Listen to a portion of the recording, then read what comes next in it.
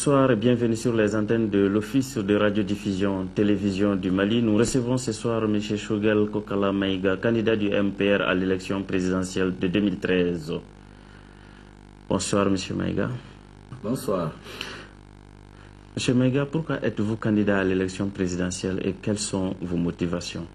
J'estime que mon parcours pendant lequel le Mali m'a tout donné m'oblige aujourd'hui à être parmi ceux qui pensent qu'ils doivent aider le Mali à sortir de la situation dans laquelle il s'est trouvé en 2012.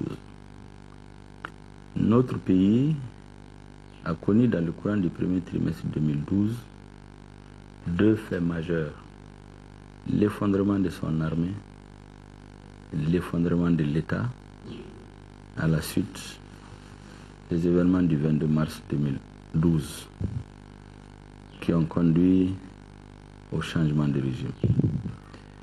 Ces deux questions sont restées sans réponse à la date d'aujourd'hui. Pourquoi l'État s'est effondré? Qu'est-ce qui nous est arrivé? Comment se fait-il qu'un peuple qui a l'armée la plus puissante dans la sous-région il y a quelques années, en tout cas l'une des armées les plus puissantes, un pays qui avait une flotte d'avions de combat de plus de 30 avions, 36,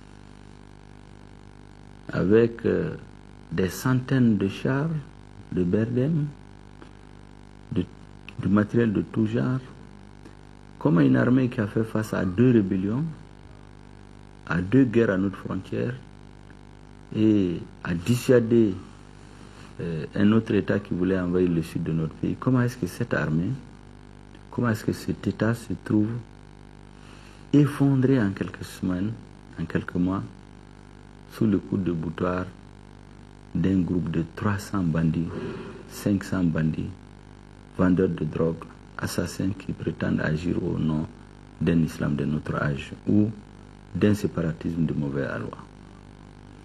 Notre diagnostic, c'est que cela est arrivé parce que le peuple malien et son armée ont été trahis par l'élite politique. C'est une prise de position qui résulte d'une analyse et de toutes les informations que nous avons collectées pendant plus d'un an et quelques. Parce que vous aurez constaté qu'après les événements du 22 mars 2012, nous sommes certainement l'un des rares responsables politiques que personne n'a entendu dans la presse.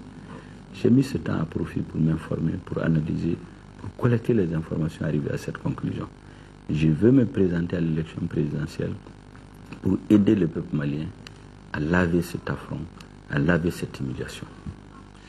Alors, quels sont vos axes prioritaires pour sortir notre pays de cette situation sociopolitique et économique? Le futur président de la République doit avoir le comportement d'un bon médecin au chevet d'un grand malade. Aujourd'hui, qu'est-ce qu'il faut faire?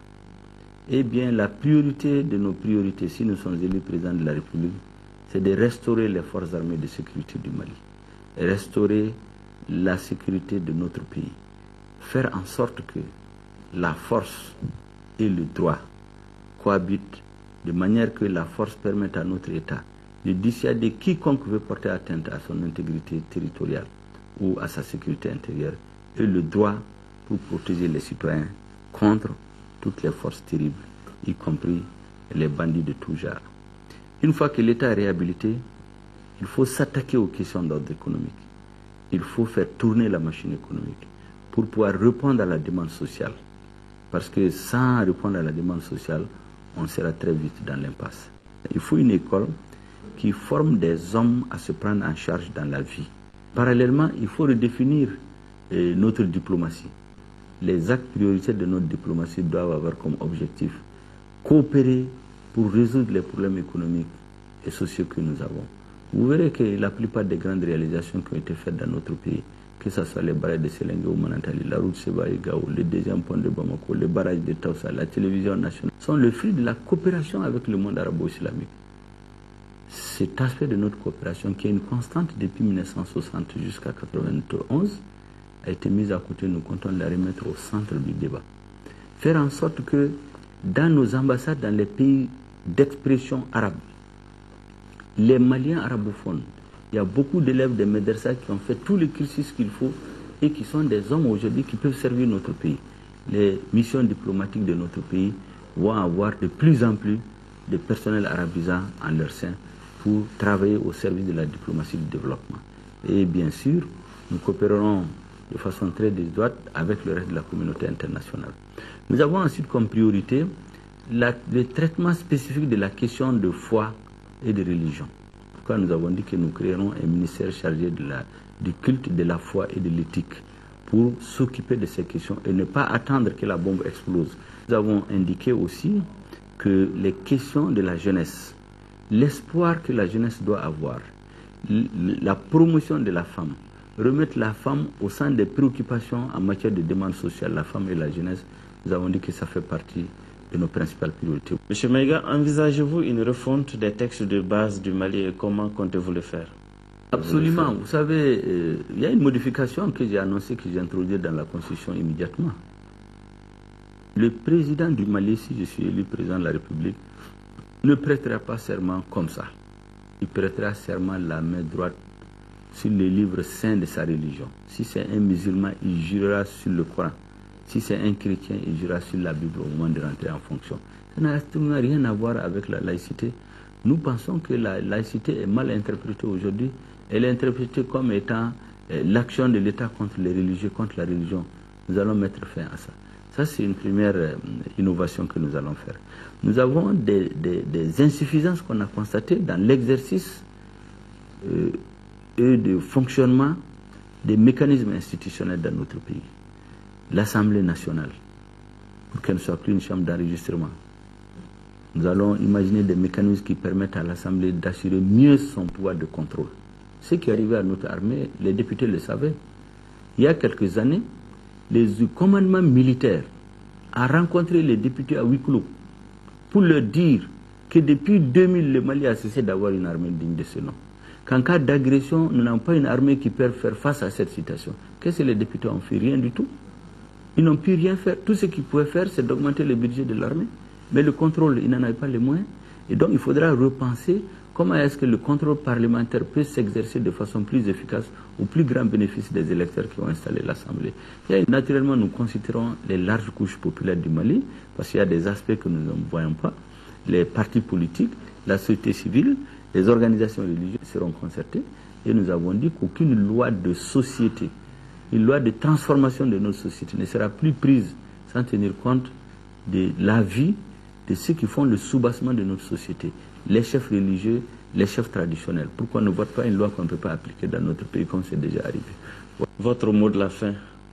Mon mot de la fin, c'est de dire aux Maliens de nous faire des bénédictions, de faire en sorte que nous restons dans la voie de la vérité. Et si nous sommes élus, que le bon Dieu nous guide toujours dans la voie de la vérité et dans le sens des intérêts de notre pays. Nous avons indiqué aussi à tous nos militants, et je m'adresse à tous les Maliens, pour dire que les élections de cette année se passent dans des conditions extrêmement difficiles, pour ne pas dire des mauvaises conditions. Nous l'avons dénoncé depuis le mois de mai. Nous l'avons fait encore en fin juin. Malgré tout, le gouvernement a tenu les élections. Nous avons décidé d'y participer. Nous sommes convaincus que le prochain président aura un déficit de légitimité. Sur les 15 millions de Maliens, peut-être il n'y aura que 2 ou 3 millions qui vont voter. Et donc les tentatives de contestation des résultats des élections seront grandes. Notre pays n'a pas besoin de ça. Nous disons à nos militants et nous disons à tous les Maliens, quel que soit celui qui va être annoncé comme président de notre pays, nous devons nous donner la main pour l'aider. Nous devons faire bloc autour de lui. Parce qu'un président élu avec moins de citoyens, contesté à l'intérieur, c'est un président faible qui ne pourra pas représenter notre pays dignement dans cette période tourmentée de notre histoire. La question de la rébellion n'est pas résolue. Elle ne fait que commencer. Nous avons besoin d'un président fort, un président qui a le soutien, à défaut d'être élu par une grande majorité, qui ait le soutien tacite et l'accompagnement de la grande majorité, pour qu'il se sente en sécurité, qu'il se sente légitime pour défendre dignement les intérêts de notre pays. En retour, nous lui demandons simplement d'être un président, un vrai président de tous les Maliens, pas un chef de parti. Si c'est nous le souhaitons, nous ne manquerons pas à cet engagement-là. Si c'est nous, c'est tant mieux. Si c'est un autre, nous ne ferons rien pour l'empêcher de travailler. Et nous ne ferons aucune manifestation tendant à remettre en cause ce qui est acquis à la suite de ces élections.